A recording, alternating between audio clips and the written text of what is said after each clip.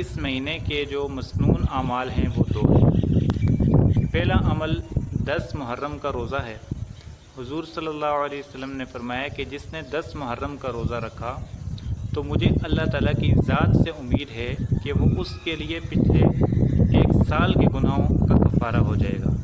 10 मुहर्रम के रोज़े के साथ 9 या 11 का भी मिला लें और ये 2 रोज़े हो जाएंगे और ये मुस्तहब हैं।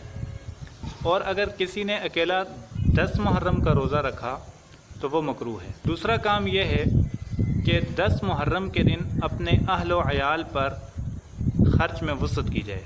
और उसके बारे में हुज़ूर सल्लल्लाहु अलैहि वसल्लम ने ये फरमाया है कि जिसने 10 मुहर्रम के दिन अपने घर वालों के खर्च में वसअत की तो अल्लाह ताला साल भर उसके रिज़्क़ में वसअत फरमाएंगे।